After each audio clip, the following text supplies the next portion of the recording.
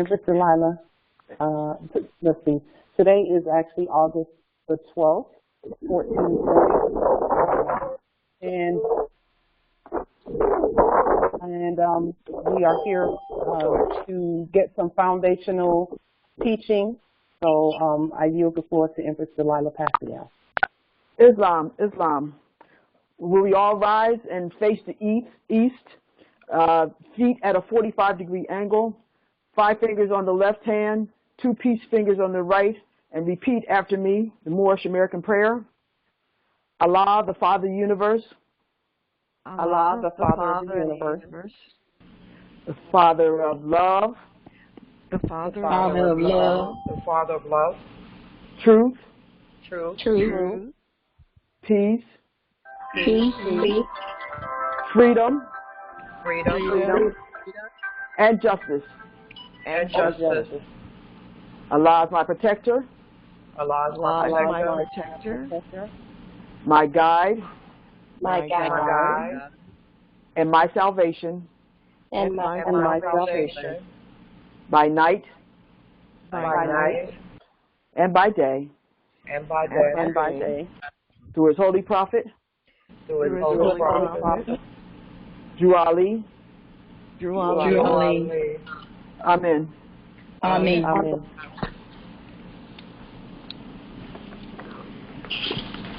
Salvation salvation, Allah, unity. The Moorish Holy Temple of Science, the Divine Constitution and Bylaws. Act 1. The Grand Sheikh and the Chairman of the Moorish Science Temple of America, Moorish Holy Temple of Science, is empowered to make law and enforce laws with the assistance of the Prophet and the Grand Body of the Moorish Science Temple of America. The Assistant Grand Sheikh is the Assistant Grand Sheikh in all affairs if he lives according to love, truth, peace, freedom, and justice, and it is known before the members of the Moorish Science Temple of America, Moorish Holy Temple of Science. Act 2. All meetings are to be opened and closed promptly according to the Circle 7 and love, truth, peace, freedom, and justice. Friday is our holy day of rest, because on a Friday the first man was formed in flesh, and on a Friday the first man departed out of flesh and ascended into his Father God Allah. For that cause, Friday is the holy day for all Muslims all over the world. Act 3. Love, truth, peace, freedom, and justice must be proclaimed and practiced by all members of the Moorish Science Temple of America, Moorish Holy Temple of Science. No member is to put in danger or to accuse falsely his brother or sister on any occasion at all that may harm his brother or sister, because Allah is love. Act 4. All members must obey these holy and divine laws, and all members must preserve these holy and divine laws. All members must obey these laws of the government, because by being a Moorish American, you are a part and parcel of the government and must live the life accordingly. Act 5. This organization of the Moorish Holy Temple of Science is not to cause any confusion or to overthrow the laws of the Constitution of the said government, but to obey hereby. Act 6.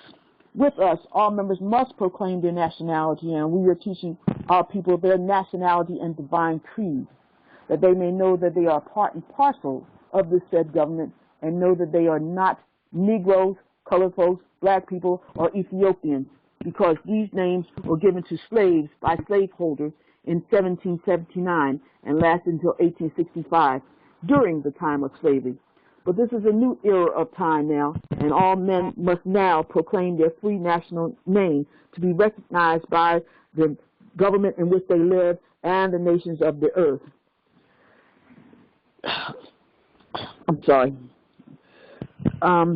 This is the reason why Allah, the great God of the universe, ordained noble Drew Ali, the prophet, to redeem his people from their sinful ways. The Moorish Americans are the descendants of the ancient Moabites, whom inhabited the northwestern and southwestern shores of Africa. Act 7. All members must promptly attend their meetings and become a part and parcel of all uplifting acts of the Moorish Holy Temple of Science. Then you are entitled, members must pay their dues and keep in line with the necessities of the Moorish Holy Temple of Science. Then you are entitled to the name of faithful. Husband, you must support your wife and children.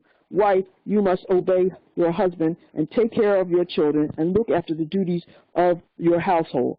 Sons and daughters must obey father and mother and be industrious and become a part of the uplifting of fallen humanity. All Moorish Americans must keep their hearts and minds pure with love and their bodies clean with water. This divine covenant is from your holy prophet, Noble Drew Ali, through the guidance of his Father God Allah. Let's see. All right. Moorish Science Temple of America, Home Office, 3603 Indiana Avenue. Noble Drew Ali, founder. Chicago, Illinois, January 18, 1929. To be proclaimed in every meeting. Dear brother, Islam, I am glad to know that I have a few faithful Moors among you all, and I desire for them to know the truth and the divine truth. There is a host of quote-unquote jealousy about me and the movement now by the same people of our side of the nation that claim it was only a joke and unreal. But now they have found out from the government officials and the nations of the earth that this is the only sole foundation that Asiatics must depend upon for their earthly salvation as an American citizen. They are working every scheme that they can to disqualify me so they themselves can take charge of the situation. I have notified you long ago in the past. It is through the faithful Moors that contribute to the movement and uplifting funds, the ones that paid their divine respect to me, the prophet, to me and the movement, and who will be remembered. That is why I'm calling upon all faithful Moors to increase their faithfulness to me, your prophet, and your divine Moorish movement. I need finance, and I need it bad. Never before have I needed finance as badly as I do at present to set aside the discord that is facing the nation.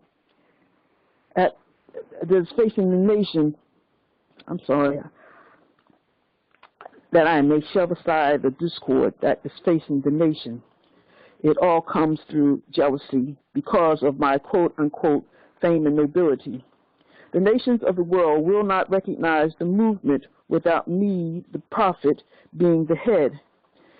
It has been through my work which I have performed in the last few months, because I was at the governor's inauguration to represent the Moorish Divine and National Movement, and I will be at the inauguration of President Hoover for the same cause.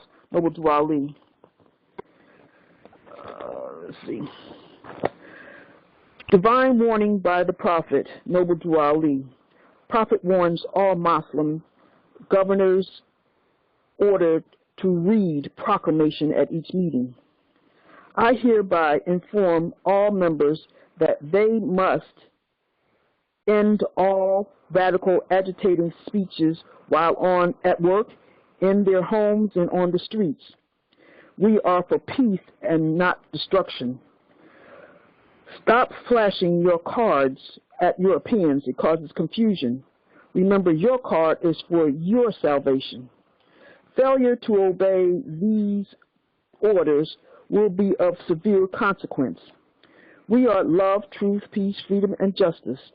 And when these principles are violated, justice must then take its course.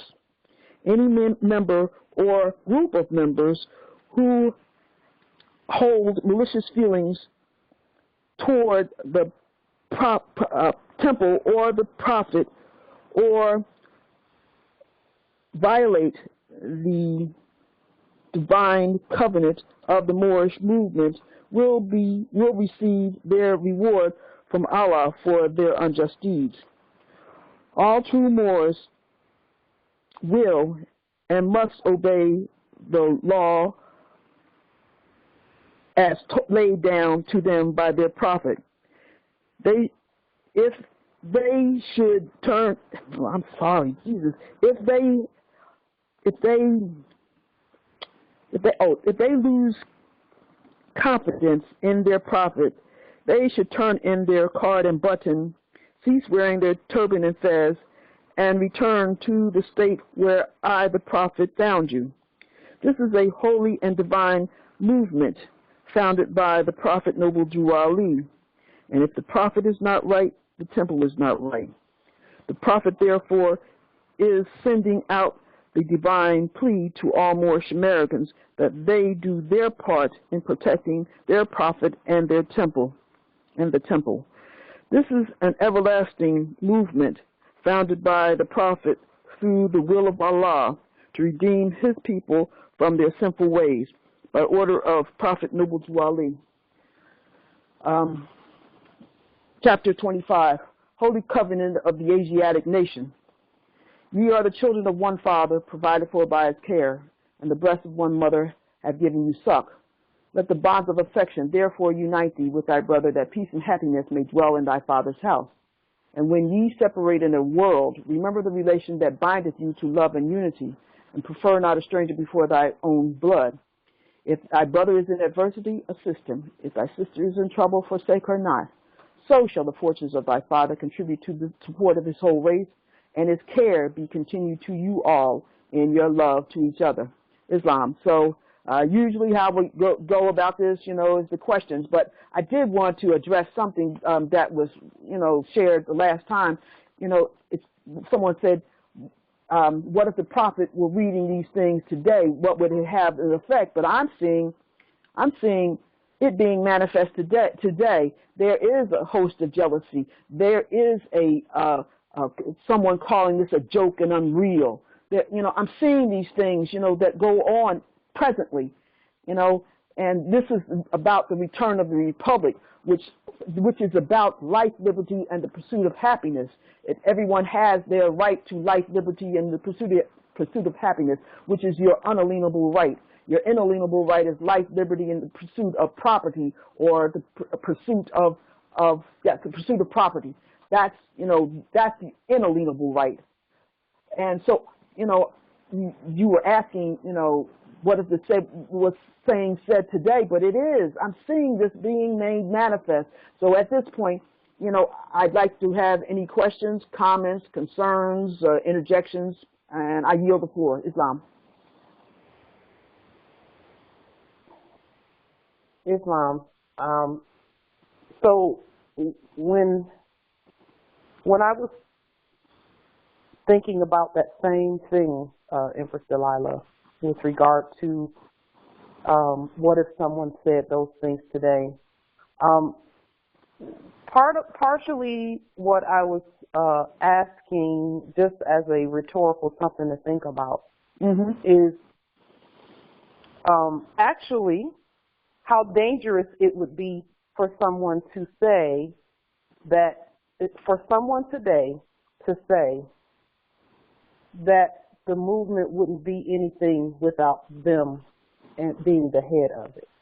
That would be the most dangerous thing anyone could say. That's like painting a big target on your forehead and just begging, going out to a shooting range. It's that dangerous. Yes. And that's what I was thinking about. I'm not sure exactly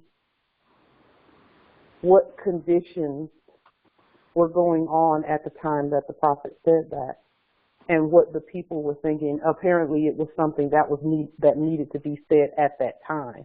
But when thinking about today, anyone who said that, if anyone stepped up and said, "I'm the leader of the movement," and no one will recognize the movement unless I'm at the head of it.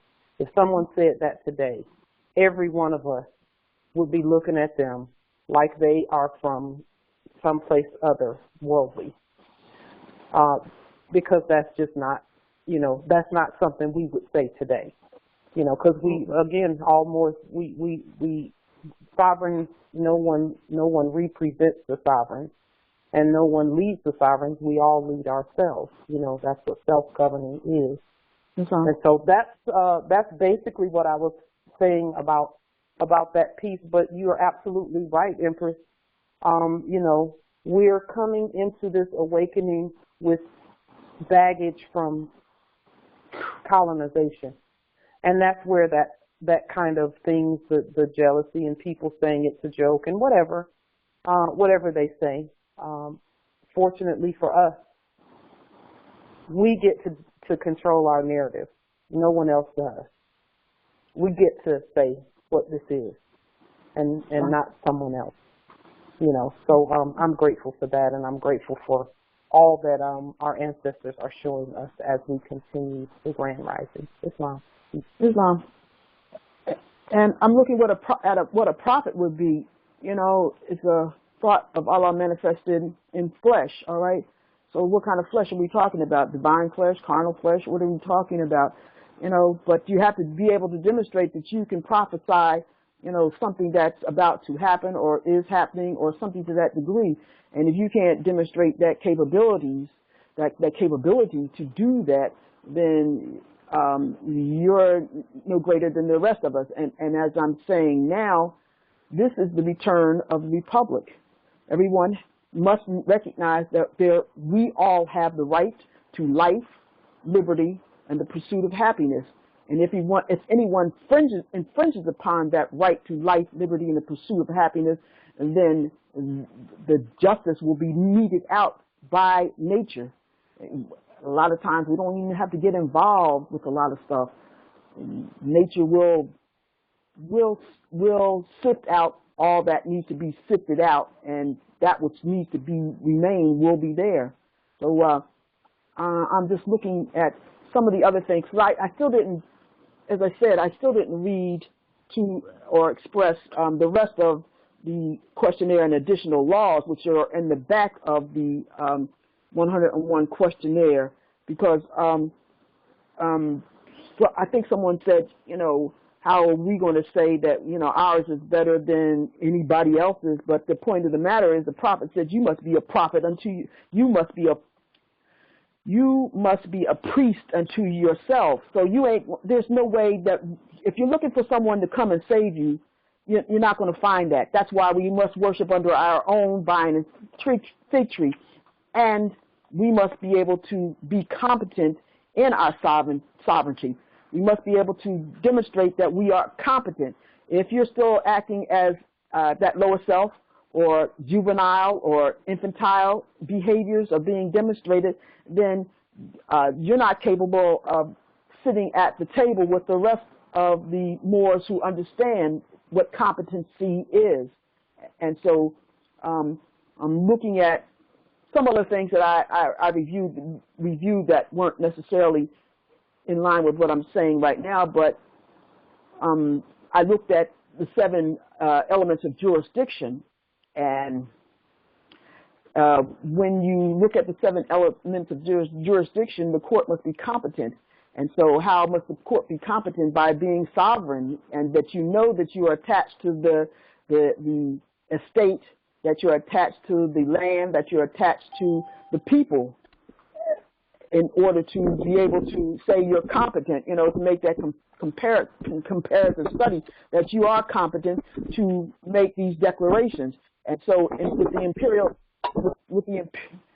imperial divan, that's talking about your ID, as I said before, your identity. You know, your identity. Everything must be identified. Everyone must be identified. And so how do those maritime and admiralty sessions identify you? They know your chart before you even come in the room. They know your chart. They know your birthday, because you have given up all that information, and they have a record of it, and so they know how to utilize that against you. But like the Sayaraha says, the planets impel, but they do not compel. So the point of the matter is, you have that authority, that sovereignty, that capability of being self-sufficient, self-reliant, and self-determinative. You are the one that determines these things. And we're not talking, you know, when I'm talking about the Moorish divine and national movement and the temple and things like that, or with the capital T, everyone should have the right to speak their piece, And so if you're violating that authority that they have, the sovereignty to speak their piece, then you have breached your trust and your duty to the Moorish movement. As the prophet said, if the prophet is not right, the temple is not right. So what has the prophet demonstrated that has not been right? He's talked about the school, the economic policy. You know, I shared with you, about a treasury, but how he set it up is called the Moorish Divine Fund, Uplifting Fund, and the Emergency Fund. Those were two different kinds of funds which he was referencing in terms of finance. The Emergency Fund is that fund which, if you have run out of gas on the highway, you can immediately get that fund to help you or assist you. The uplifting fund was for the general body to help it grow, to help it expand the information, to do the missionary work of what we all are obligated ourselves to by declaring ourselves Moorish Americans. And that's also what goes in reference to the back of it, our authority. Once you declare your nationality, once you have proclaimed your nationality, because declaring your nationality is to yourself and proclaiming is that, you've gone before a bunch of people of like minds and proclaimed yourself to be a part of a family, a nation. And so when you have done that, then you're obligated to do missionary work, to go out and spread the message to all nations, to the world, to all nations, because that's our duty.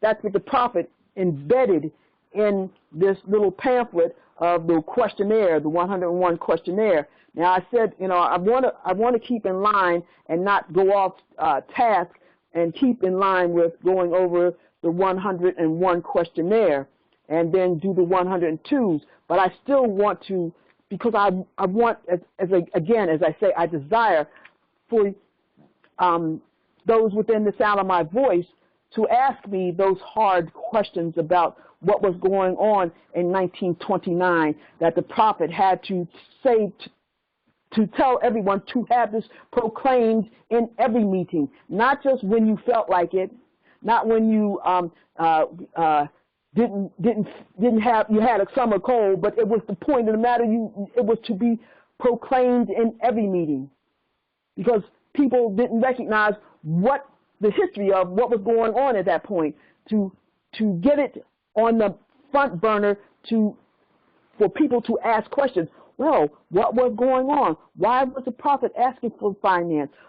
These and other documents are in the Moorish Guide, which was a newspaper that the prophet had printed. That was another thing. We must have a newspaper. We must have a newspaper.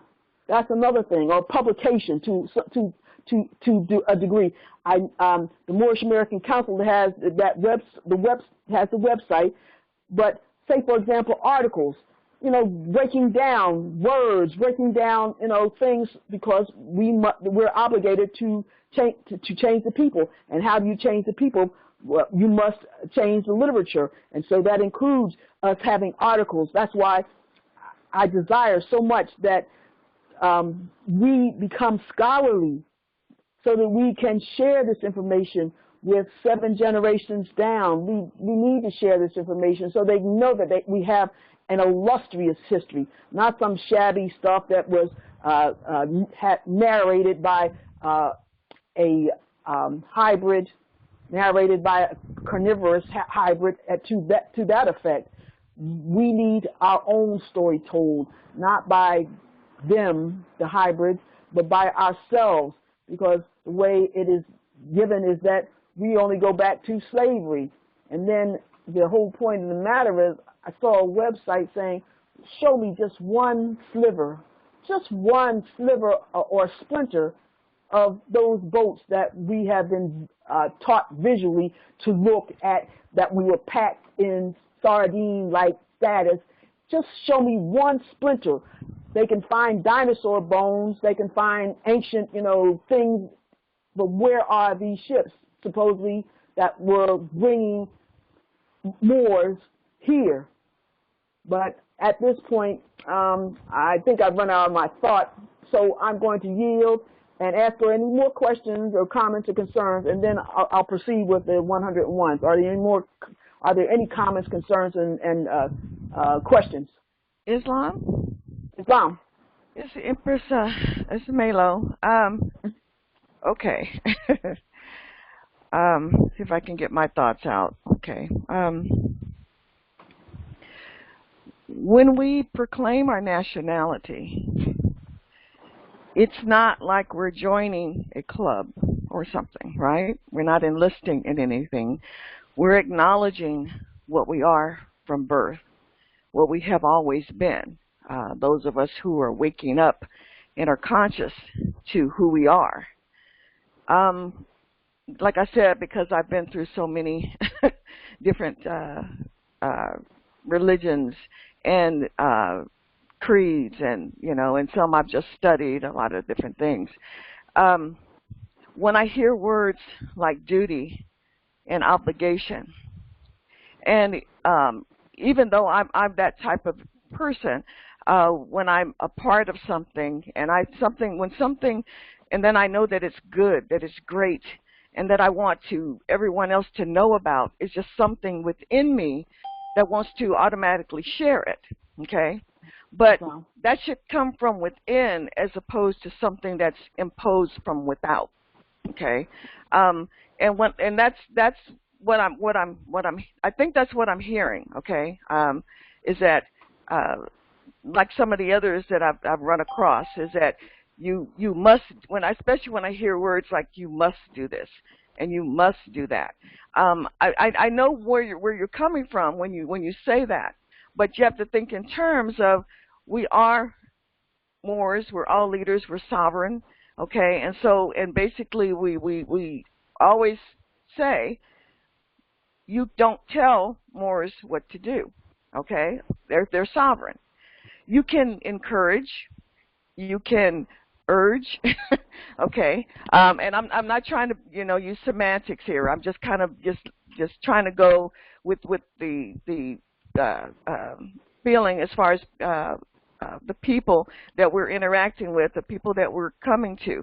Because if somebody is doing something, they feel that, oh, well, it's just something I just have to do, then that basically tells me it's just a ritual.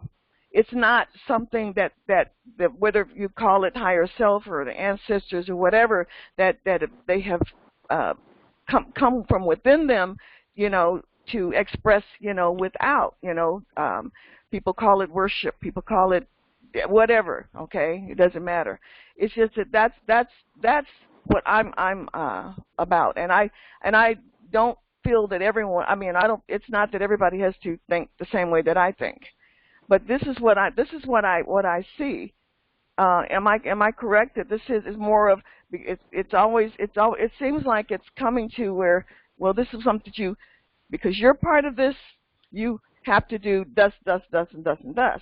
Okay, and I get that things have to be organized and you need to have these certain things, but people have to. They're on their own path. They're on their own, and everybody's at different points, and not everybody's at the same level and of understanding, overstanding of things. And I know there's teaching, but we're not children, okay?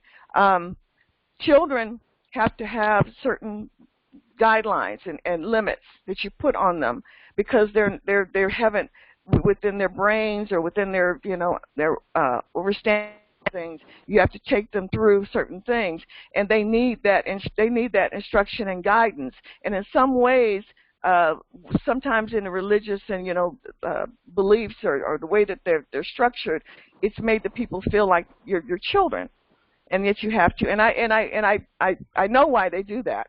Okay, because you can be children in years, and you can also be children when it comes to spiritual things or in your growth.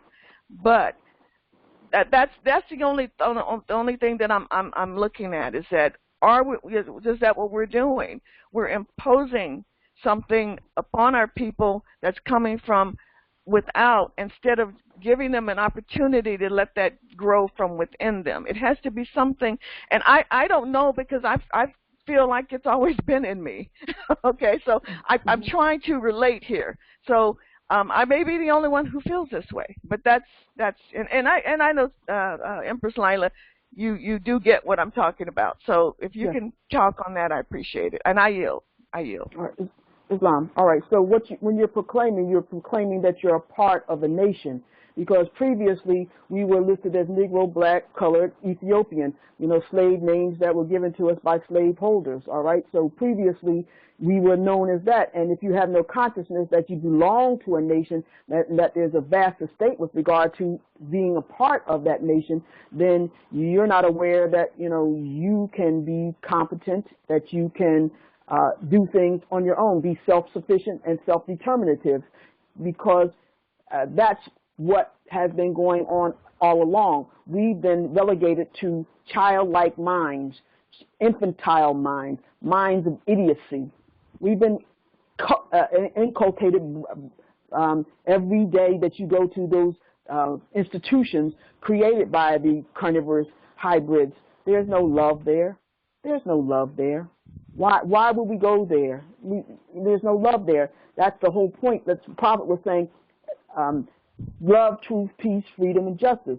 And so when you're sincere about your intent, then all that other stuff becomes, it goes in the background. It goes in the background. When you get to a point where you have done it repetitively enough that it becomes automatic nature for you to continue along in that line, then you don't even think about that. You don't think about, I must, I will, or I got to do this. But as we grow into our essences, as we go into our very nature, certain things we have to put away. As we know, when we are children, we think as children, we talk as children. The Bible says to that degree. And then when you do that, after you become, a full-grown mind, then you put away those childish ways. And it's a purging that's happening as we speak right now, a purging of that lower self, because that lower self presents itself as something of beauty, something that you want to chase after, and then when you find after you chased after it, it's full of gall and bitterness. And so the higher self is that self that we must aspire to, that we should aspire to, because nature is not a respecter of person or status. Nature doesn't care about that. The point of the matter is to be in line with nature's law and nature's God, whatever way that you must do it to get to that point, whatever way. But the best way to get to that point is, I said this previously, seek ye first, but I'm going to stop right there, seek ye first enlightenment of who you are, and then all things will be added unto you. If you're going around living on the street, you're a crackhead and all this other kind of stuff, then how can you say you know yourself? How can you say you know yourself? Because you're not honoring self. So the point of the matter is, it takes sincerity and it takes purity of heart, because purity paves the way for love. The prophet has given a lot of instructions. You don't have to take it or not. It's purely your choice. It's your choice. I'm not saying you personal, but it's purely your choice whether you want to take those instructions, which was divinely prepared by the prophet, as a guide for life, this life's journey. And as it says in there, establish unto thyself principles of action, and see that you ever act accordingly to them. So love, truth, peace, freedom, and justice. If I love those 7 generations down, then I think that it's my job, my obligation, to share what an illustrious history we have as Moors. What an illustrious history, what the sacrifices were made, how we got to the point that we are right now, so that you can understand, because everyone has to have a basis from which they stand. Your foundation. You need a foundation. The prophet established the foundation from which we can stand. By these 2 documents, he's brought everything that you can save to save a nation. Now take it and go save yourselves. Now it's still it's still a choice. The choice is not denied. All I'm suggesting is that learning our creed, which is being able to confess our religious principles, confess our religious articles of faith. If we know our religious articles of faith, then that's something you can stand on, because that binds you to the stars. That binds you to the stars because you are a star. Every man and every woman is a star. And so we've made this journey here right now to share this information for the 7 generations coming to be. And there are certain critical things that we got to follow. If you don't follow it, then, hey, it's not going in the direction that that will raise yourself from your lower self to your higher self, because it's only 2 selves. You're the heaven, you're the hell. Whatever you create, you're the heaven and the hell. Anything outside of ourselves is a reflection of ourselves. Islam, I yield. Islam. Can you speak to the life of the prophet, so that we know that he was not just that he was chosen for us? For example, when he went to Egypt and was schooled, and I'm thinking about when he spent the night in the pyramids. Mm-hmm. Can you speak to that, so that maybe people can comprehend a little bit more about who he really was? That he wasn't just somebody telling us to do something. Right. I think it's in the book Spandau, Islam. I think it's in the book Spandau Experiment, where the praetor being known as Awas, he dropped him off at the pyramid, and he made his way out, even though Aleister Crowley was there at the same time. This is 1903, 1904. Aleister Crowley was there. And there are certain lines that you can follow to determine, why he was a prophet, all right? So 1881 began the age of Aquarius. In 1886, the prophet was born. That's 5 years after the age of Aquarius began. And he brought in those things, he did those things necessary to understand why we were in the position that we were in, why we were calling ourselves Negroes, black folks, colored people, Ethiopians, everything else but who we were prior to 1861. We were called, we were the free white people. We were those people who were determinative about the land, probably a little bit earlier, because the unum sanctum policies began in the 1600s. Those unum sanctum policies saying that, there were either Muslims or Christians, and Christian is a political military construct. It has nothing to do with what we would assume Christ to be, the Christ anointing, the anointing of understanding what this is that we're journeying through. And so the prophet laid down certain principles, certain doctrines, certain creeds, so that we could understand where we came from. Yes, he was in the pyramids, and he was also Professor Drew. Todd has done a good work on that. Noble Drew Ali, I think, is addressing misunderstandings. He does a good job of explaining what the prophet went through. If you desire a little bit more defining of where he was, because he did a lot of healing. He created those 3 different types of herbs that are beneficial: the compound, the Moorish oil, and the Moorish blood cleanser. He did the studies on those kinds of things. He was the one that went to Cuba for the American the Organization of American States. He was the one that went there to represent the Moorish Divine and National Movement at Cuba. And they gave him the mandate at that point, I think that's 28, they gave him the mandate to say that, the estate belongs to the Moors. even though the U.S. corporation had their representative there, he was given the mandate. And then at that point, when he was given the mandate, here comes 1929, after he passes form, the Great Depression begins. And it lasts for several years because at that point, all that was holding up the U.S. corporation was the illusion that they had a country here, that they had a nation here, that this was their country, that they were Americans. And as we know, the reconstruction of history happened from 1861 to 1871. The coup happened, and he understood these things, and he wrote these things down. And if you can dig a little deeper into these documents, you can understand he is communicating astrological and cosmological information to you, because that's the whole thing, to raise ourselves.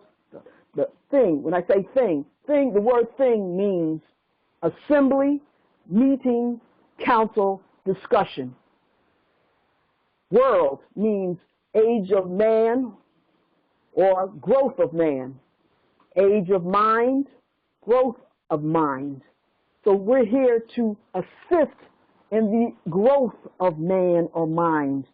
We're here to assist in the age of man and mind. And the prophet wrote these things down. If you can be discerning, if you can be discerning and do your due diligence with what he has given us, then you will see.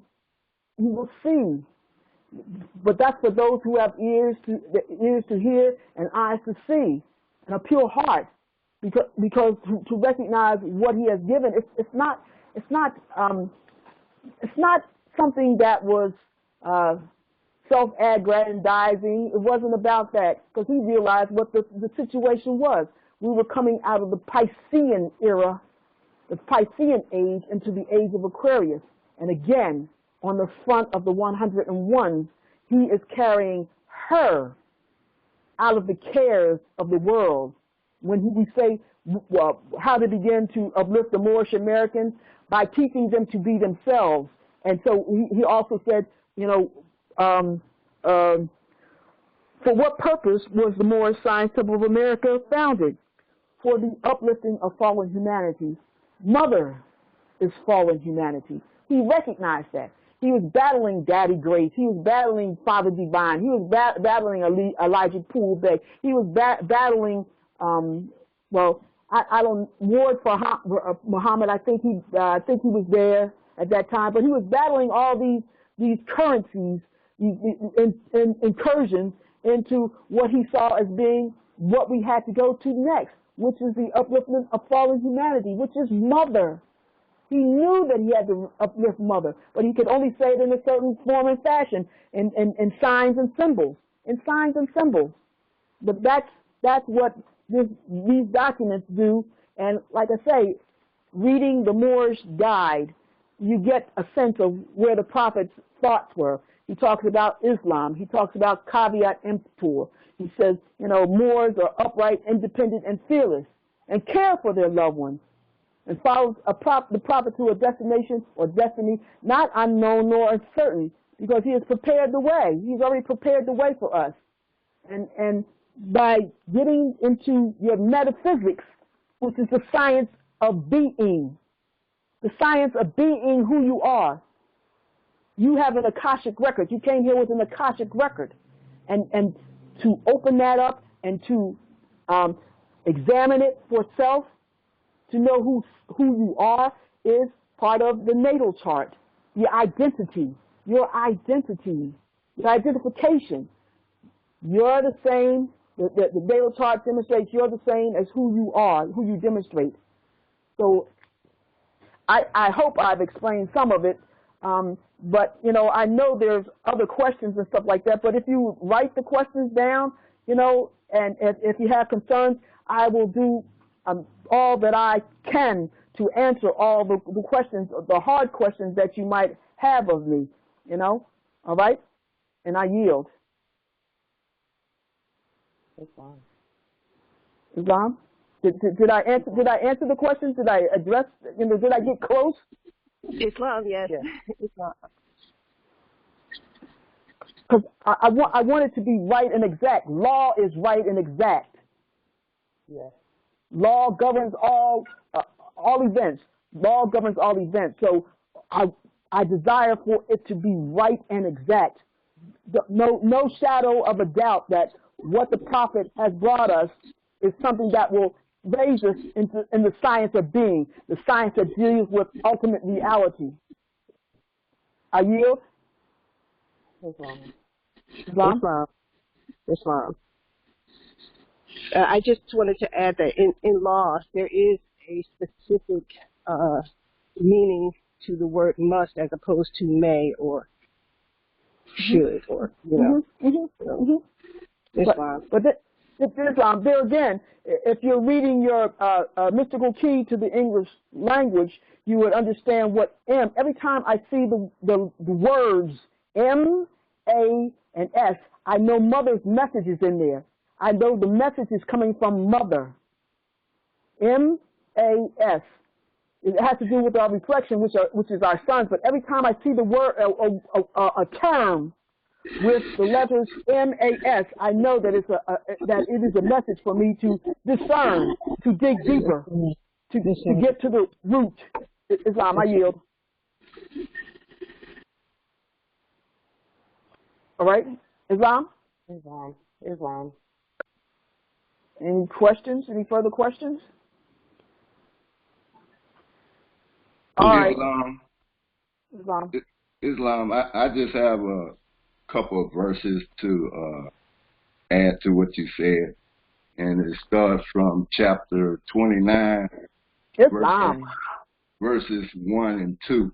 It says, yes. O thou favorite of heaven, whom the sons of men, thy equal, have agreed to ride to sovereign power and to sit as a ruler over themselves. Consider the ends and the importance of their truth, far more than the dignity and height of thy station. Thou art clothed in purple and sits on a throne. Crown of majesty investeth thy temple. The scepter of power is placed in thy hand, but not for thy good. For thyself were these signs given, nor meant for thy own, but the good of thy kingdom. So you have to give up something to get this. And when you get it, it's not for yourself. So the scriptures is telling you what you have to do. So and until you hear what the Spirit is saying, we have to be taught. You know, it's as in the literature. And then the Quran is telling you also, it's not just for you. You can't, we are one in this. And you can't, and as I tell certain people, this is not about self. It's about uplifting fallen humanity. So when you're in harmony with the Spirit, then it's automatic. It's a duty. So that duty just has to come down since we are human and be expressed in words. So a lot of things that I knew coming up as a teenager, the Spirit was talking to me, and he was telling me what I am now. But I didn't know. I was asking myself, could I be that? But the Spirit was telling me, but I never heard people say certain things. So when they said it, and then I heard it, and then I began to research it and study it, and found out this is what Allah has been telling me all along, but never knew if got the full understanding unless it was expressed in literature. So my point is that it's not telling you what to do. It's when God changed you, you would do His command, and it's in this Quran. For that, it's when you understand the Spirit, it's straight out telling you what you got to do. I yield. Islam. Islam. And if you want, and if Sister Melo, if you want to break down the term must, all right, so M means water.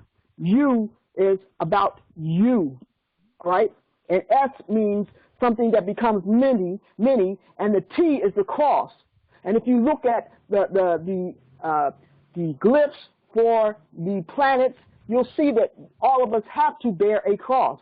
And we bear a cross every time we put on clothing because of the warp and the woof of the clothing. It's a cross. We're bearing a cross. So for your own salvation. So for your own salvation. It is, it's individuation, but it's also collective. We are the children of one Father provided for by His care. But the breasts of one mother are giving us suck. But we have separated in the world. We have separated. That's how come we don't recognize each other right now. Sometimes not even in physical form, we don't recognize each other. We were family. We were family once before. And so we're reconnecting and knowing that we have certain obligations to each other. If thy brother is in adversity, assist him. If thy sister is in trouble, forsake her not. And so, the other principles that the prophet was talking about, that the primal principles of 5, you must say, I am love. I have love. I think love. I feel love. I will love. I will love. I analyze love. These are the journeys that we're here to manifest so that we can become that which we were meant to be. It's all in our Akashic record. We have it there. It's all in the Akashic record. And what the prophet did was stir that Akashic record so that you can be who you truly are. A deific being, that you're omnipotent. You have the power of being omnipotent with the power of truth, and that you can raise yourself from the dead. Because being black, Negro, colored, African American, all those are terms of death. There's no life in there. And so the point of the matter is, the prophet, has given us the energy to take us to those higher realms, and understanding our creed, our divine creed, knowing why we're here, a purpose. Because if you don't know why you're here, then there's going to be some confusion. And the planets tell us our purpose. They tell us who we are. Neptune and Uranus. If you know what house your Neptune is in, that tells you who you are. And then Uranus tells you your purpose, why you're here. We all are here for a purpose and a reason. And we must, if we are to go on further, bearing that, we came here to bear a cross. There's no two ways about it. We came here to bear a cross. And it's been multiplied. It's been multiplied several times. But we came out of the waters of Mother, and she never left us. And that's why I'm always saying, I have returned, but I never left. And by the words, the terms, she has embedded herself in these documents, the Quran and the 101 questionnaire, as well as the 102. It's embedded there, but you have to dig beneath the rocky soil to get at those jewels. And that's what some of the lessons that are in the Circle 7 Quran are divulging. And like I said, we have our choice. You can either accept it or not. You can either, go about it and any way you desire, but that doesn't mean that you will not pay the cost for not being in alignment with nature's law and nature's God. There is a cost. So I yield. I yield. Yeah, I'm going to say this, and then I'm going to go back into my listening mode, because for some reason it's coming out that I think you all feel that I'm against Noble Drew Ali and his teaching and who he is, and that's not the case at all. What I was trying to get across is that for me, I had a lot of this foundation, and what Wilton Turk was talking about. Those things were in me before I proclaimed my nationality, is what I was trying to get across. So it wasn't just coming into knowing knowledge of becoming a Moor, that those things were already in me, and they still are. Yes, and so it's just, I think for me, it's more so the rituals a part of certain things, that people have to do certain things instead of, and that's nothing wrong with it. That's what everyone wants to do. I've read a lot of things as far as a prophet. I mean, a lot of things, and I'm not saying I'm against his instructions at all. And so I think that's what's coming across. So I'm going back into my listening mode. No more comments. So I yield. No, I just Islam. I yield. I've been listening. I've had several conversations with folks that they call themselves Temple Moors, and I guess I'll ask a question first, and then I'll give my 2 cents. From your perspective, do you believe that, or is it your overstanding that the hypothecation that has happened in society at large has also happened with the information from the temple? Yes. Okay. There's been a breach of duty. There's been a breach of duty. There's been a breach of trust. There's been a breach of obligation. It's all been breached. Islam. What about the information that's put out as you must do this and you must do that? Do you feel that there's any hypothecation in that? No, because, let me share this. He says, I'm a universal prophet and my philosophy will be universal. He also said that this Moorish movement has a Rotarian complexion. So that means that there's not just one way. There's not just one way. There's other groups and organizations that would be in alignment with the Moorish divine and national movement. But we must know that it's the Moorish divine and national movement. It's Rotarian. So, those who are in alignment with understanding that you must know yourself and Allah, you must know yourself and your Father God Allah, it's incumbent upon everyone to move up that ladder of character building, the gospel, the good news. So, but in those temples, of course, there has been, I think there's only 2 temples on the land that I would consider within the framework of what the prophet was teaching. They have a newspaper, they have a school, they have a women's organization, and they have an economic plan. So there's only 2 temples on the land that I consider that are in alignment, because, like it says, if the prophet is not right, then the temple is not right. But they followed what the prophet said, and so I see it made manifest by those 2 temples. But anyway, I yield. The conversations that I've had have centered around claims that the prophet said this or said that, and he also said, to my overstanding, that if he told you the whole story, you'd go back to sleep. Yes. And that in our study, we need to discern. That's what I've taken upon myself. Okay. One of the things that we talked about at length was whether we are citizens. Now, most of us say no, we're not citizens at all. However, that was a point of contention, and I was actually surprised that was the case. But they said the prophet said that we're citizens. Okay.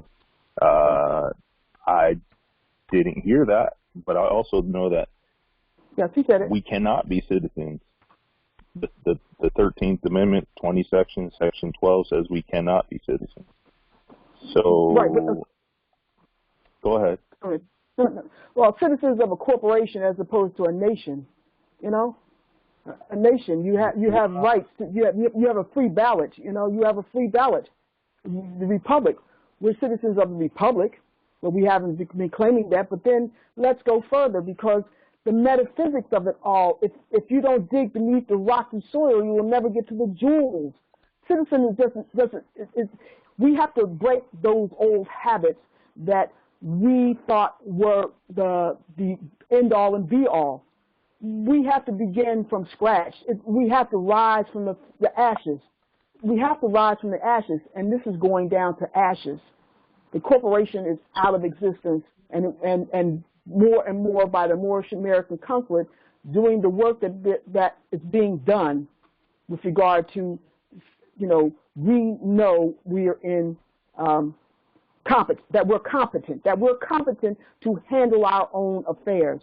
We don't need you as trustees anymore to handle our affairs. We can handle our own self-reliance, our self-awareness, our self-determination. We can handle this. We don't need you to handle any of these affairs anymore. It was there for a purpose, for a reason, and it served its purpose and reason. So we must raise ourselves from out of that mire, from the south node to the north node. We must aspire to the higher self, not continuing to get raptured in that lower self, because it does have its illusions. If I can have 15 cars or 20 dresses or all those things that I assume, all those things, meetings, assemblies, meetings, councils, discussions, if I could have all those discussions that I need 15 dresses, why am I discussing that? I can only wear one dress at a time. I can only wear one pair of shoes at a time. The nonsense of it all. The nonsense of it all. So I know I sort of got off task, but the point of the matter is we must raise ourselves to our higher consciousness, which is what metaphysics is. And that's what the Prophet was teaching, metaphysics. Islam, I yield. Islam, I agree with that, or concur. I guess my point was lots of things are told that they were said, or is presented as if it's an unerring document or unerring word. I'll give one example. Congress adjourned, or United States of America and Congress assembled, adjourned Sina D 1861. I think most people on the call know that.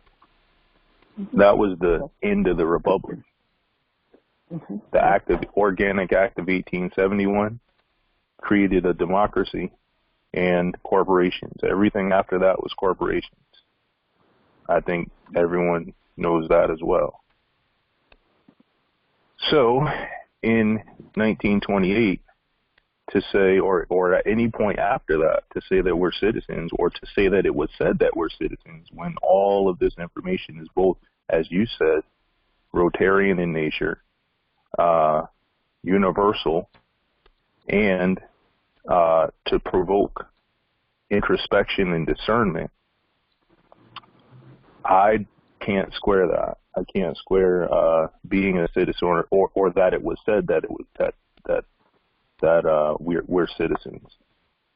The other thing that I have an issue with is that we must do this and we must do that. What we must do is discern. We must continue to embody love, truth, peace, freedom, and justice. But in terms of dogmatic dictates, I personally have issues with that, and I know that may be unpopular, but that's how this information has percolated in my being. With that, I yield. Oh, and one other thing is that no one represents the Moors. So what? People say silence is acquiescence, and so if and when you disagree with something, then you have to speak up. That I yield. Yes, that's Islam. I yield. Islam. So, with regard even to the citizen piece, because that has been a sticking point for some.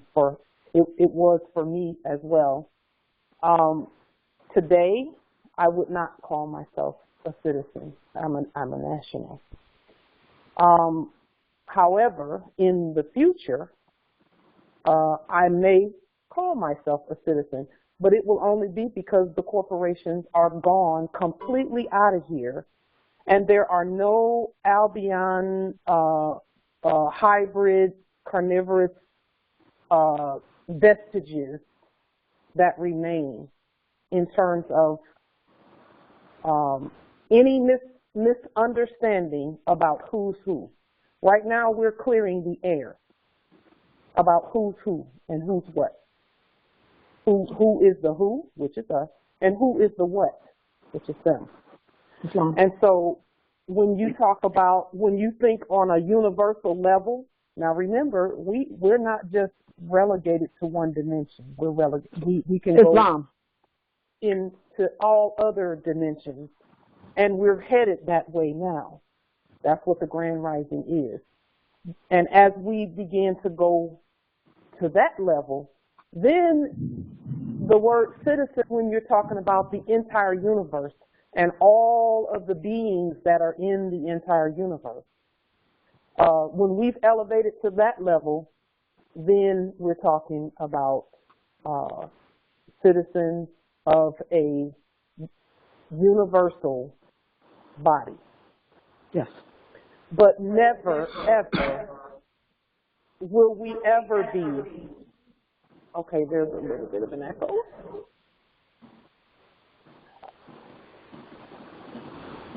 Just a moment, let me get that echo. Never will we ever be citizens as long as there's any confusion in the minds of the corporations about, and they're not confused, they know who we are. But as we're clearing the air, that is a word that I will not use for myself.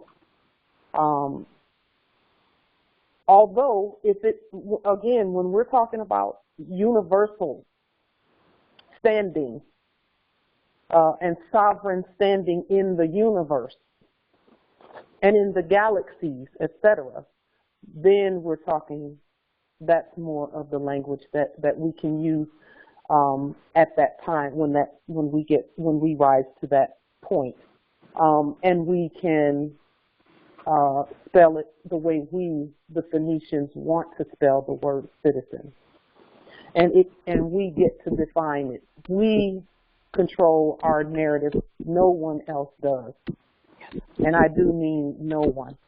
Yes. So with that. And also, I wanted to go back briefly, this chapter about the magistrate, yes, and the subject, yes, that Justice Welton read from is so beautiful, because this is absolutely our thinking as we continue to possess the estate. This is not about, it says, but not for thyself were these ensigns given, not meant for thine own, but the good of thy kingdom. And we just said something similar to that on our call last week, as well as this week, last Sunday. Because as we proceed, and it's always been this way, but as we proceed, there's going to be a lot of emphasis on the nation and what's good for the nation, as opposed to one or, being focused on individual demonstration. And this is just from our perspective. Yeah. We've demonstrated to the point, many Moors have demonstrated to the point where policy and forces are not an issue anymore. And where fake judges are not an issue, because we know we're the judges. The justice. And yes, your justice. Islam. More than Thank you for that. Yes, thank you for that, Empress. That is correct. I stand corrected there.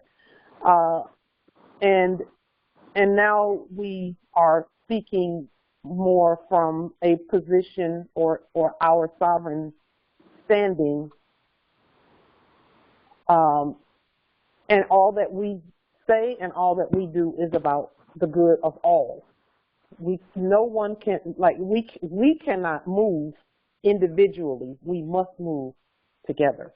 And that's why we say what we say when we talk about, when we say I and all Moors, or all Moors this and all Moors. That's all Moors who consent to that, to be a part of their nation, And those who don't consent, we love you still, because at some point we're all going to consent to being a unified body, no matter what we call ourselves, because we're that anyway.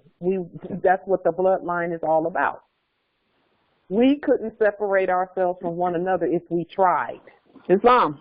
The way our ancestors set this thing up, So with that, I yield.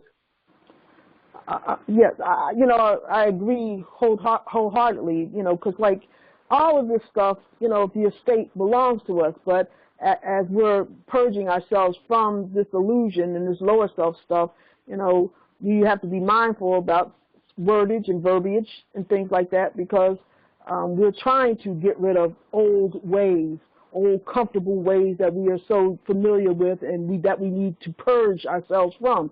So we have to be mindful of a lot of stuff, because all of it belongs to us. All of it belongs to the language, the letters, the names, the numbers. It all belongs to us. But at a given point, when we raise ourselves to that understanding that, we are the law, we are all law, we got to raise ourselves to that point. It's not automatic. You got to merit it. You have to earn that. And we earn it by going through certain phases, rites of passages, just like, John the Baptist. He said when Nathanael was telling him about, he was talking about his mother having passed form, and that she, had completed her journey here, and that she had just simply cut the cord and gone on to smoother sails. But then Nathanael was giving him the zeal and the necessary knowledge to what his position was. He was to be the forerunner for Yeshua.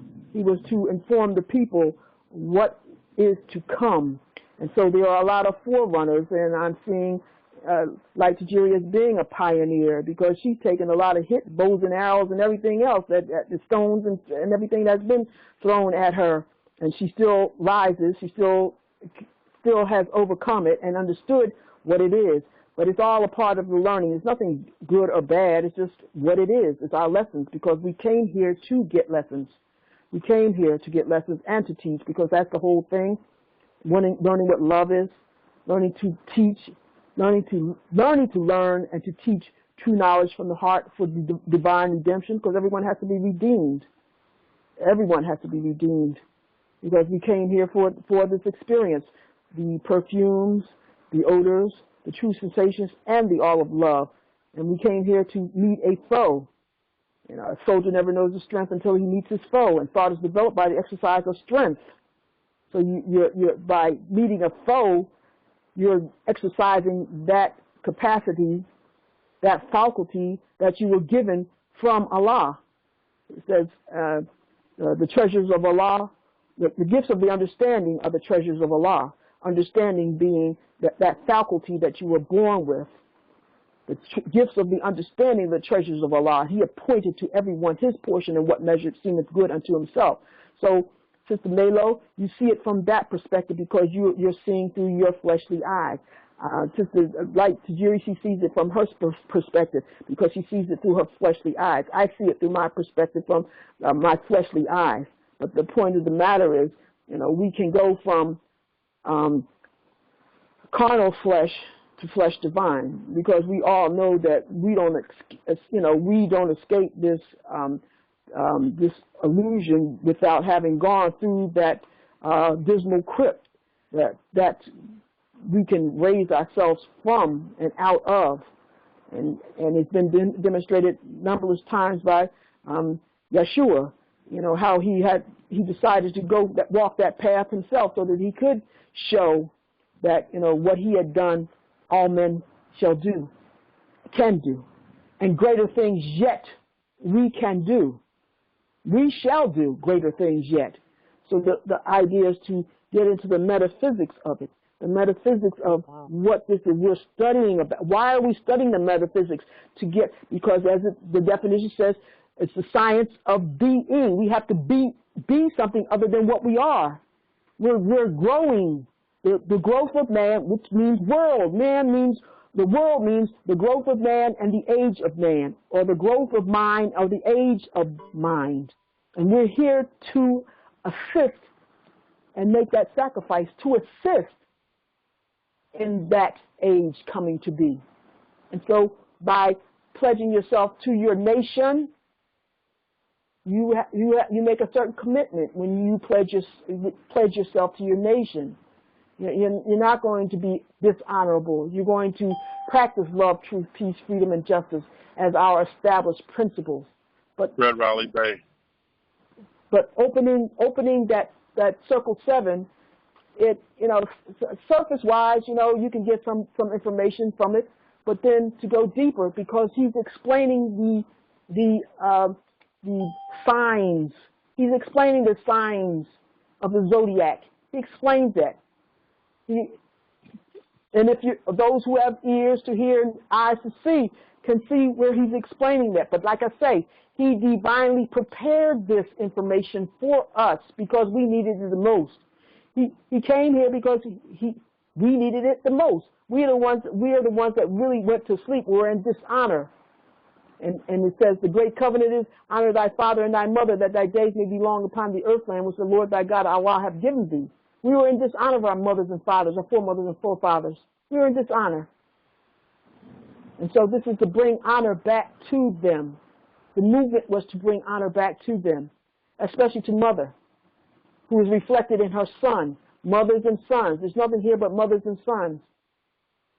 And I know that I said that I was going to continue along the path of the 101s because we must be able to confess our religious principles.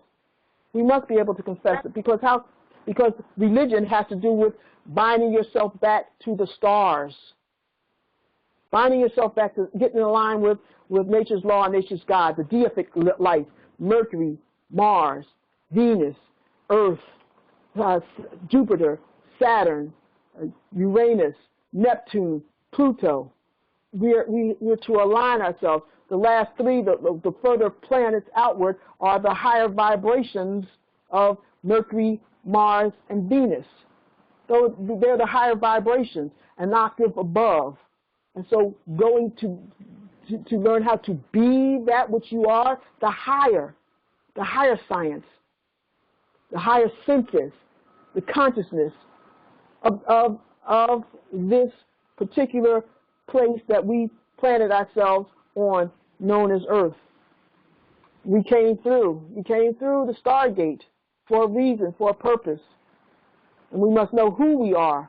If you don't know who you are, how are you going to know where to go? So I yield. Are there any more questions or comments or concerns? Because like one other point, when I looked at the definition of city in the Metaphysical Bible Dictionary, it's altogether different from what we see in that Black's Law Dictionary. And a citizen is altogether different in the Metaphysical Bible Dictionary than what it is in that Black's Law Dictionary. It's altogether different. We're raising ourselves from our lower self to our higher self, from our physical incarnation to our spirit, which is the highest point, which is becoming one with Allah. I yield. Islam. That's beautiful that you brought up the Metaphysical Dictionary with regard to the word citizen and city, because that's exactly what I was referring to when I said that later on, Islam. That will be a word that is applicable once we've cleared the air. And we're doing that. All of us, all of the players are clearing the air with regard to who they really are. Yes. And in our higher selves, everything that we've been taught on this plane by the Rothschild system, by the animal system, everything that we've been taught has been hypothecated. But then when you look at the real definitions and the definitions that have to do with the soul and the spirit, it's going to be completely different, and we will even know why, based on the definition, we'll know why we were misled about that part. Yes. Because the definitions, the real definitions, are going to point to something that the animal kingdom does not have. Islam. All of the definitions, and I'm seeing that just across the board, that's the rule across the board, is that the real definitions and the real meaning of words have everything to do with our higher selves, which they don't have a higher self. Yes. Yes. The animals don't have a higher self. No. The hybrids are a part of the animal kingdom. They don't have a higher self. Okay? And so, you know, keeping that in mind, there's going to be a lot of things that we would not say today while we're clearing the air that we're going to relate to it later. You know, as the air is cleared, a lot is going to manifest. It's not going to change because it's been this for trillions of years, but it's going to manifest in the most beautiful ways possible. I yield the floor. Islam, because it says in the Circle 7, you know, today's God. Let's see, what does it say? Man's ideal is his God, and as his ideal unfolds, then, you know, his God unfolds. Today's God is, you know, today, but tomorrow's God is something else, you know. So and knowing what the word God is, you know, it has its cognate in the word good. And so when I go to Sunday school, he says, you know, good is thy power, and always look for the best in others and give others the best that is within you. And this is still in the Circle 7, you know, in terms of these are the lessons. I'm looking for the best in others, and I'm going to give them the best because you raise the vibration by the good that is in you or the God that is in you. And here again, chapter 82 of Psalms and John 10:34. It's already been told to you that you are God. You're God. And you must exercise that which is in you, the good that is within you, the God that is within you. And Brother Todd, he taught way early, good coming from good, the good being. The good being that's within you. So this is where we have to get to, because I don't know, I myself, I know I still have, you know, Satan, devil, dragon, Lucifer, Satan, devil, dragon, and the beast within me, because I still got my lower self here. So long as I'm in the physical, I'm still subject to the temptations, the trials and the temptations, and I've got to overcome that. Because, like, I'm listening to this one sister did something, you know, was really heinous, but she made a speedy reparations, and that's what the prophet shares. We can, you know, not be all good or all bad. Just be glad that you cannot be all good or all bad. But if you find yourself within doing something that's out of the framework of being a moral, upright individual, then make a speedy reparations. Make a speedy reparation to that person or that party that you did that to. Apologize, you know, so that you know that you're still looking for the best in others and giving them the best that's within you. I think it's chapter 9 or 8 where it talks about, you know, your ideal. As your ideal unfolds, then you unfold. And that's your God. And that's the good that's within you. And I say, again, open the Circle 7 Quran. Read chapter 28 and 29. Master and servant, magistrate and subject. Those are two good chapters to read. And you can feel the energy and the beauty that was being emitted as it was put down on paper. You just feel the energy of it. And let yourself indulge yourself. Wash yourself in it. Wash yourself in it. bathe yourself in these things so that you get what it is that the prophet was sharing. And there have been many prophets, Confucius, Buddha, Jesus, Muhammad. There were many prophets that were giving us the clues to the ages. And that's another book to look at is The Mystery of the Silent Brotherhood, chapter 8 especially, where they were sitting around, the sages of the ages were sitting around and said that there had to be a new garb designed for us now. You can't put new wine in an old skin. If you got a new energy, you got to put it in something that's new. You can't put new wine in an old skin. It doesn't match. So I yield. You know, Empress, this is going to be a little bit not what we normally have heard in the past. Well, we have not ever heard this in the past, or at least I hadn't. But, you know, when you say, ye are God, and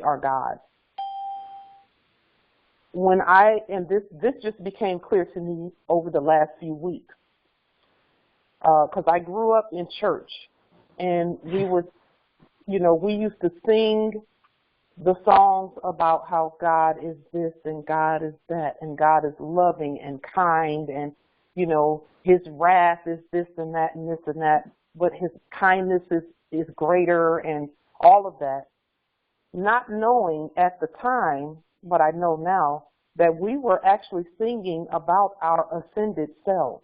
Islam.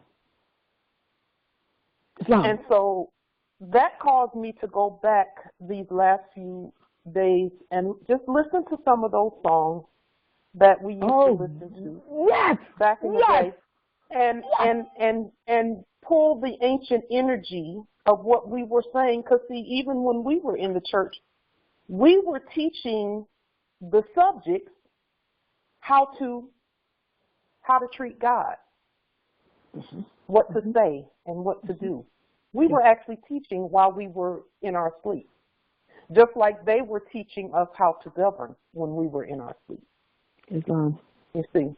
And so I went back and listened to some of those songs, and I thought, if that's where we're going, you know, I was thinking at the time, we have a long way to go, or I have a long way to go to get to that place. But the ancestors said, you're already there. You just have to acknowledge and recognize that you're already there. Yes. And that I'm still reconciling in my mind. Yes. I'm still having to reconcile and work through that one, just because we've been taught to look at our flaws and the things that, like you said, the lower self things that we were in when we were asleep, and now we're learning to shed that as we ascend. Islam. And learning to make it right. You know, if it's just make it right. Make it right with yourself first. Yes. By knowing who we are. Because, see, we really honestly, you know, we owe our first debt of gratitude to ourselves. Yes.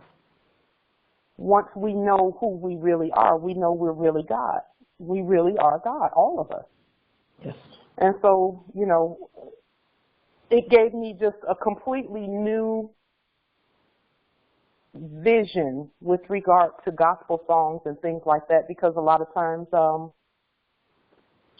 when we first came over here on this side, I was just thinking, you know, when I first woke up, I was just thinking, man, they had us singing all that crap, and that's not even got anything to do with us. You know, they had us worshiping quote unquote white Jesus and all that, but now I see those songs with new eyes.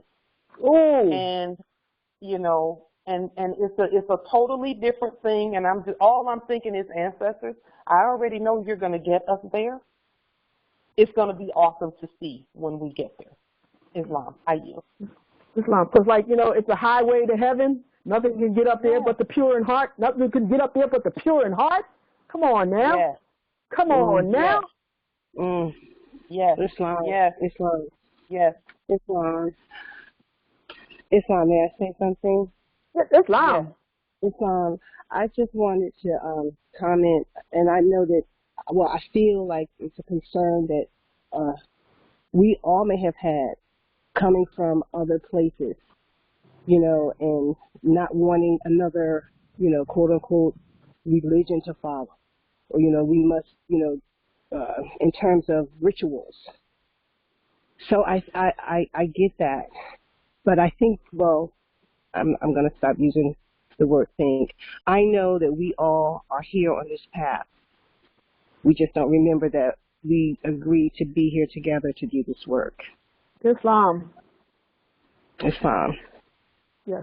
So all of us who are here agreed to be here, and we shared similar concerns, and similar paths led us here. Yes. That's my that's what I want to say, and I yield. Yes. Islam. Yes. Because, like I said, you know, remember the relation that bindeth you to love and unity, and prefer not a stranger before thy own blood. You know, we separated in the world. We all went our separate ways. We all went our separate ways. But you're so right. You're so right. You know, we were here once before. We were here so many times before, and we're encountering each other again. You know, for whatever it is that we need to encounter each other for. Mine, I know it's for karmic. You know, this is my karmic lifetime. This is my karmic lifetime. And I know what my purpose is. I finally found out what my purpose is. You know, after all these years, I found out what my purpose is. And I'm doing it. I didn't know that I was doing it unintentionally, but because, you know, like you're saying, ancestors or my forebears, my foremothers or forefathers were working within me to exercise that, you know, even though I didn't know exactly, but I'm coming to the realization, but there is a distinction between religion and dogma. You know, religion is that which we have to seek, but dogma, no, that's what seems to be. Religion is what we have to realign with each other and get back in line with each other, because we're all one. We just see it from different perspectives. That's all. We're allowed to see it from different perspectives. Ain't nothing wrong with that. Because you're you, everybody is their particular individual and their individuation of what the whole thing is. But collectively, united we stand, divided we fall. United we stand, divided we fall. So as a unity, coming back with this unity, there's nothing that can stop us. Nothing. It's not stopping us anyway, because it's just happening incrementally, you know. But united, there's nothing that we can't accomplish. There's nothing. But individually, I can't know what you know, and you can't know what I know. It's just that we come together and share these ideas because that's what part of the social duties are. And like I say, social duties, that's chapter 30. Look at that. Chapter 28, chapter 29, and chapter 30. Just open it. Wash yourself in it. Let it flow over you.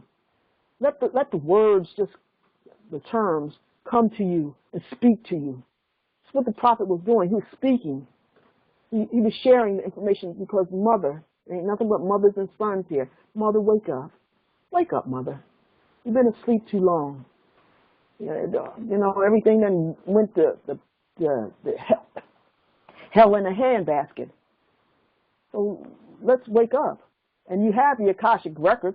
That's the record we all have. It's in our DNA. Well, let me back that up. In our ONA, as Moorish, Moabite women, it's in our ONA. So I yield.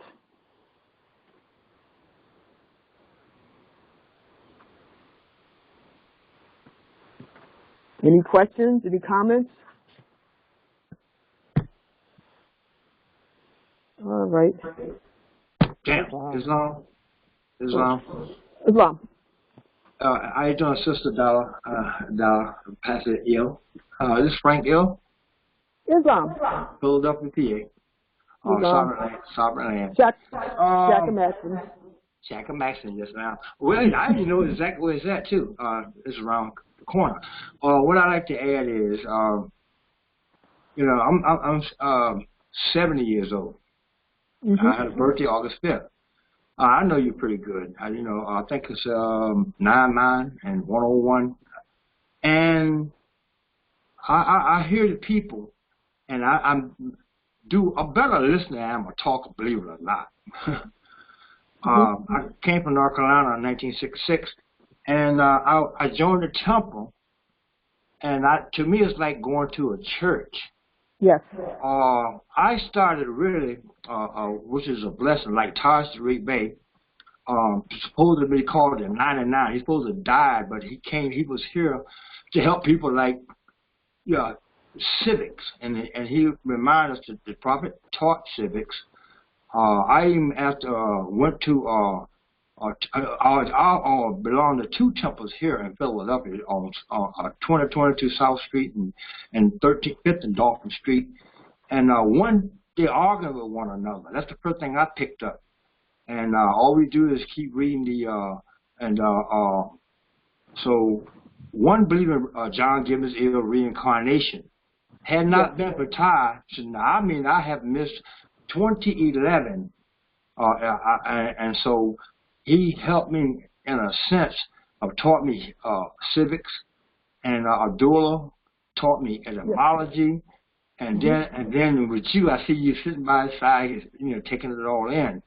Now that to me is a miracle, because I didn't started learning this stuff until I met Sister to Jury Bay, and so she's an ancestry, and so if things happen, for a reason. So it was the time for her to come, because they didn't teach me no adept lessons whatsoever. So I was struggling myself trying to figure out, what is going on myself.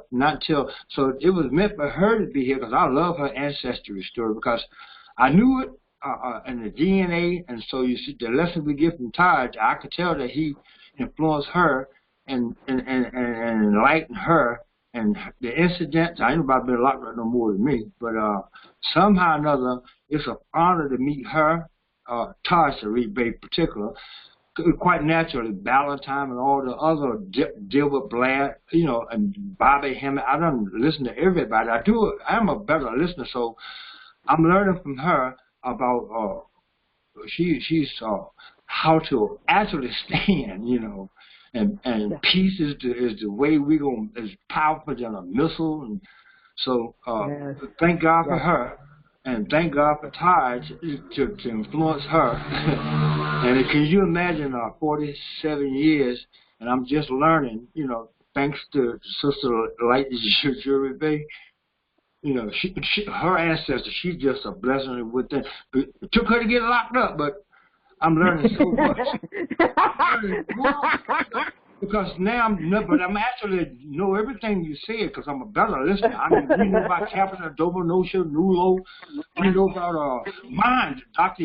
Gilmore. It's the mind. That's what we're not worried about the state. We're not worried about copy. We're worried about becoming one with our mind. So I'll sit back and listen, but thank you, baby. Thanks, Ty, and And so, because for the people that's confused, just be patient. Because we're trying to get that mind, the higher self, the lower self. I knew all this stuff like that. So she came here. She's here for a reason, y'all. Pay attention to her. Islam. All right. Islam.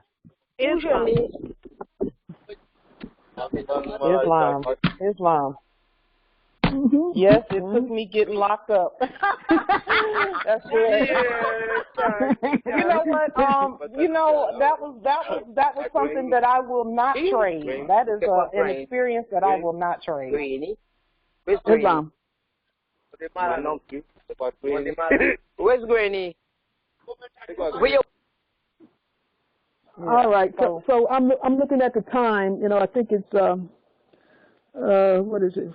40 after 45. 15, yes, it'll be 1:45 where you are. Yeah. But testing is not. When we get to the place where we don't run from testing, because jail was a test. Yes. It was a test. it's a test for all of us to see how we respond to that, and then, you know, and how we've grown from what it used to mean to what it means now. It's a test. That's all it is. That's all any of this is a test. And I'm just so grateful that the ancestors showed me what they showed me while I was in there. So it let me know that we don't have to be afraid of being tested. Yes. And that once we test past something, then we don't have to take that test again. Yes. And now we elevate, we rise. That's what the grand rising is.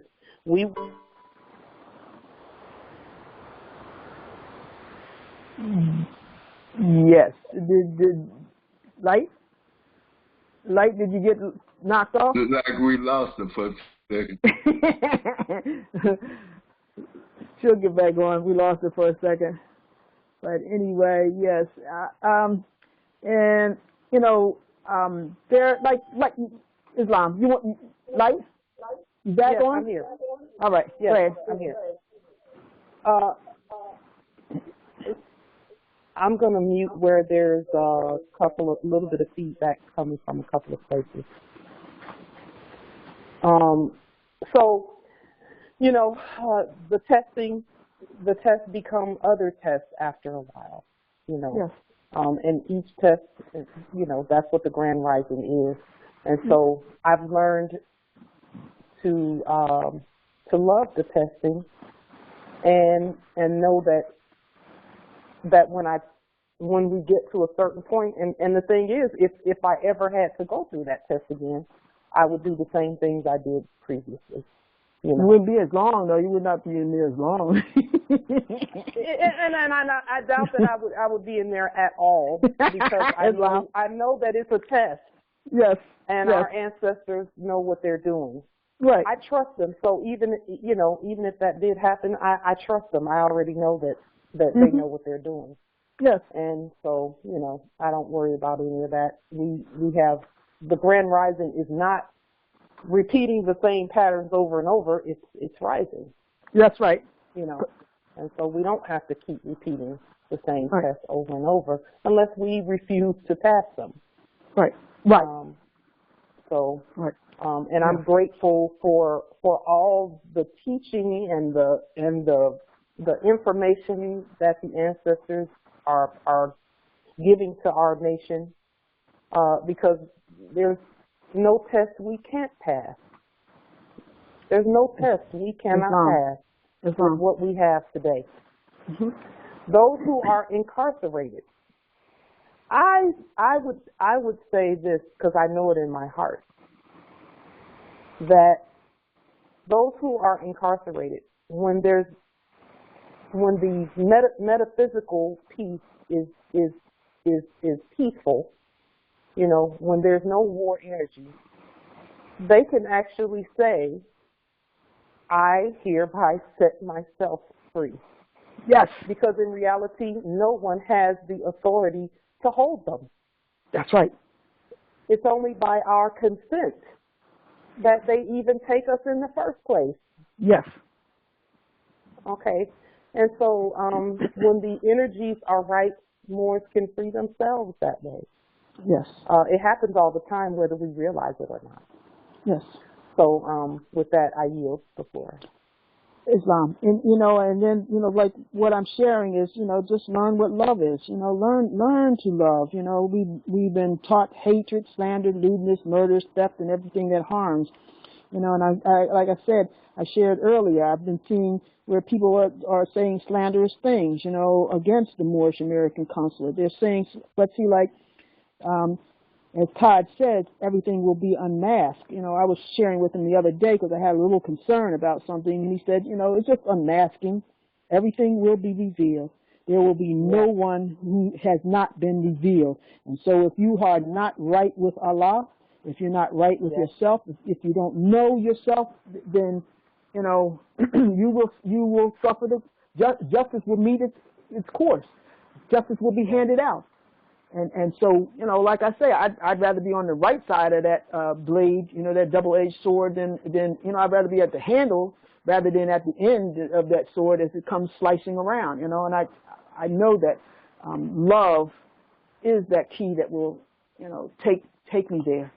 It will take me there where I need to be, and united as love beings, you know, who know that they have to go through these trials and temptations.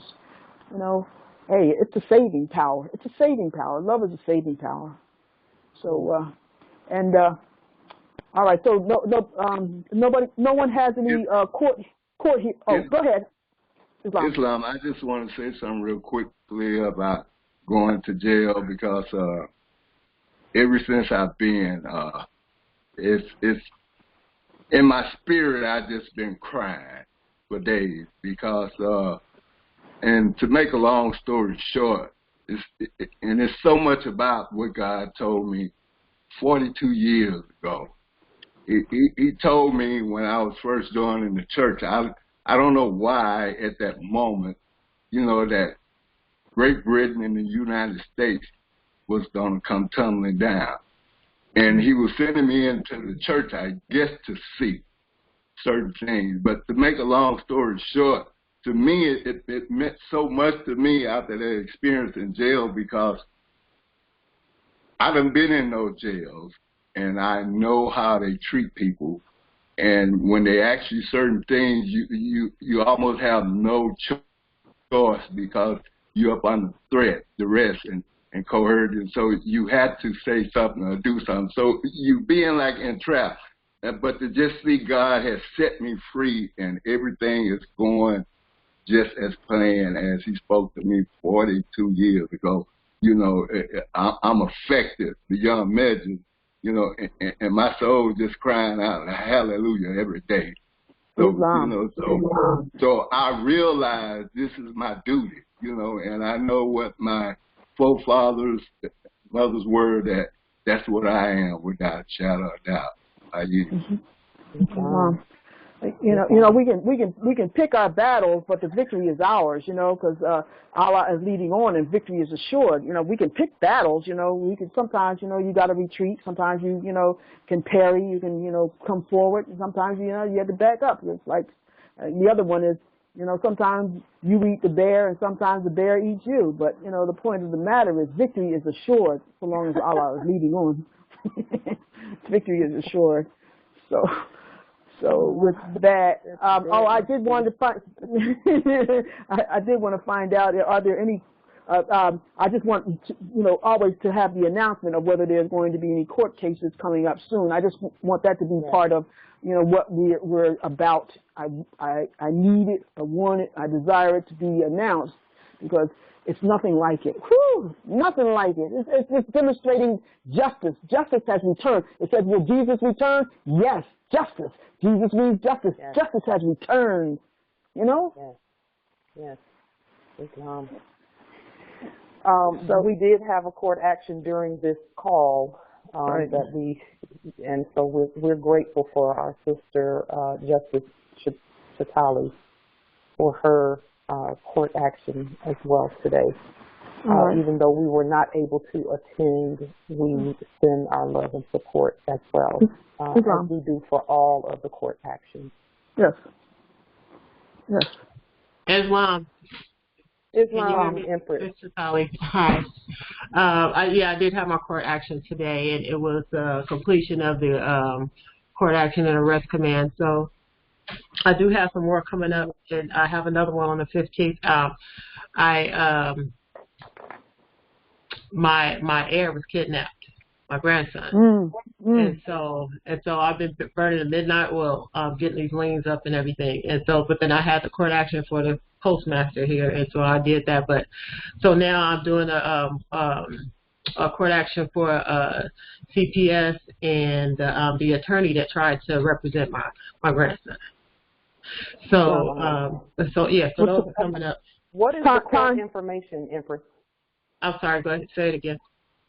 What is your court information? What the date, the time, The date, call-in, the access code, and all of that, yes. the date, I think I might change the time because 10 o'clock conflicts with a lot of people, but I was doing 10 o'clock. Every time I did a court action, it would be 10 o'clock. And the sign-in is Judges, chapter 6, verse 11, King James Version. So it's Judges, there's no space, Judges 6:11 KJV. And it'll be one will be on the 15th, and the other one, the arrest command, will be on the 17th. Time. Eastern time too. Can you give us Eastern time? Too? So it's 10 o'clock Pacific Standard Time. All right, 10. All right. Number, that phone number? You stopped me because I don't even use the phone number. Let me see. Oh, all right.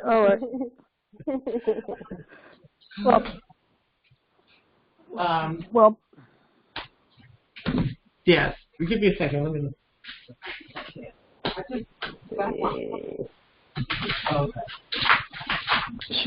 Okay, here we go. The phone number is 425-436-6280.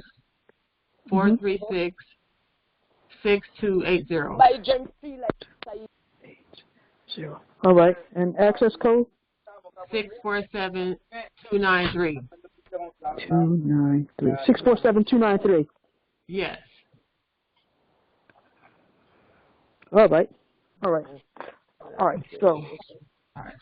Thank you. All right. Thank you. Thank you so much, because it's a beautiful experience to see Moors, be as competent as the Moorish American consulate is demonstrating. It's just beautiful. I love to hear it. I just get excited. I get goosebumps really, and to hear that, the competency.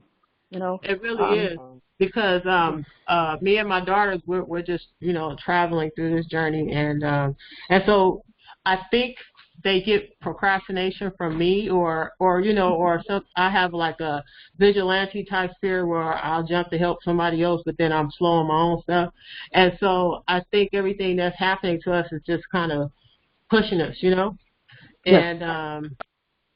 And this is pushing us past our fear, because the police are knocking at the door. We're not answering, but they're knocking. One came last night to say, "Can I talk to somebody?"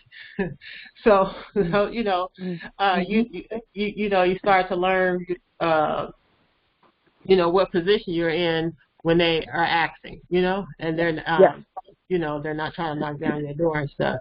And so we had two events happen because my daughter, she's been going through a custody battle with her daughter's dad, and he had primary custody of my granddaughter for a year. And then my granddaughter told me, she's 6 years old. So she said, I keep asking my dad if I can come see my mom, because she means more often. And she said, but he keeps telling me no. So I said, okay, well, we're going to stop asking then. Because if you want to see your mom, because a lot of times she would like kick and scream, like, I don't want to go back, And so I was like, if you're saying it yourself and you can speak up, but that's it, And so she's been back at home with her mom ever since then. But then now my grandson is gone. So it's just making us focus and get it together and start governing ourselves. Yes. And so it's bittersweet moments that we're having, but we know that the ancestors are pushing us. We're clear on that. Yes. And it got to be done because of our personalities. We need to be pushed. Yes. So we're good. Islam. Yes. Islam. That's great. Islam, Empress. That's beautiful, because everyone, I don't care who we are, everyone is going to be pushed to act. Yes. And to govern their own affairs. Everyone. Yes. All of us. No one will escape that part right there. But you know what? It's not even about escape, because now we have the tools. Yes, we do. And that's what one of my daughters said. She said, you got the tools. And so that's a difference from her, because she said when her daughter was taken from her dad, she said, I didn't have the tools, so I wasn't saying the right things. And she was like, in hindsight, I can see where I wasn't standing right? I wasn't talking right? You know? So she was like, you know, now that we understand who we are, we do have tools. We got a lot. Yes. You have the most powerful tools in the universe. Yes. And it comes from each one of our, you know, doing what we know to do in terms of the court actions and the liens, et cetera. That's because if you really think about it, that's what they've been using. Yes. Mm-hmm. Every time they pull someone over and and they hand them a lien. That's what they're doing. That's what that is. It's pulling someone over and handing them a lien and telling them to consent to the lien by signing it. Yes, contracting with us. And the only way that they could do that is if there's some other paper in the system. They have to have a contract before they can do the lien. You see, there has to be a contract. Before they can lien you, there has to be a contract in the system. Otherwise, they can't lien you. And they're not even leaning us. They're leaning their fake corporation whom they had a contract with. Yes. You know, so we do have, we have the tools, and everyone is going to be encouraged by the ancestors to move in that direction. Everyone. No one will escape that. And we have to do it with the right energy and everything, Empress. I'm just bubbling over hearing you know that those tools are there. You know, that they're your tools and that you all are to use them to free yourself and your heirs. Islam. Empress Light, funny story. So I'm burning the midnight oil and I'm emailing the liens and and plus mailing them. So I emailed the lien to the head of Health and Social Services. And so I get an email back, but I went to sleep by then because it was like over 1 o'clock in the morning. So I went to sleep, but I woke up this morning and the head director of Health and Social Services sent an auto reply. An auto reply is supposed to be a general reply, right? Yes. She said hi. She said hi. I'm not in that department no more. I've been going since February 28, 2020. The person you want to talk to, let me throw her under the bus real quick. Her name is, something. She gave me the email, telephone number. That's who you want to talk to. I said, that's kind of strange from an auto reply. That's supposed to be general. She saw that. She saw that link. She said, no, that's not for me. You want that other chick. You right.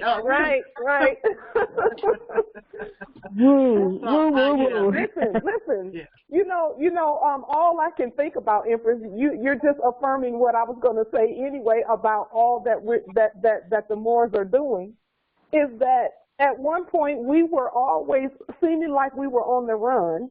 And now we're pursuing. We're the pursuer now. Right. And that's a beautiful feeling.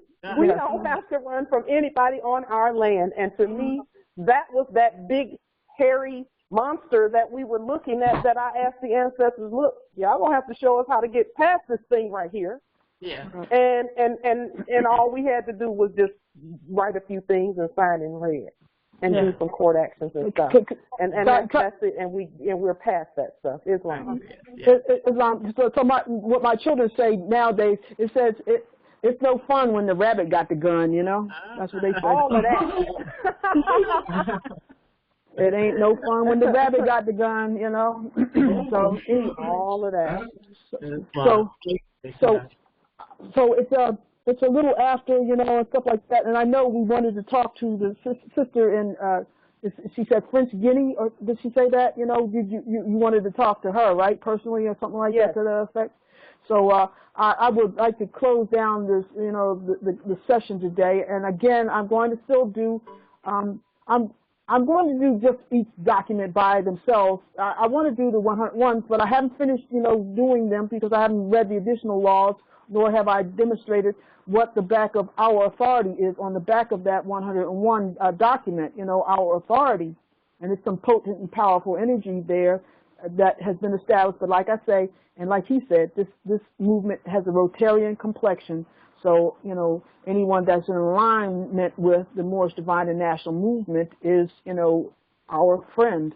It is, we're to be a friend to man. That's, a friend of mine to mankind. We're to be a friend. So, at this point, like I say, I would suggest that you read chapters 28 and 29, and just feel it. Just feel the energy that's there. And he divinely prepared it. But I can tell you where he got that from, the information from. But I'll share that next week.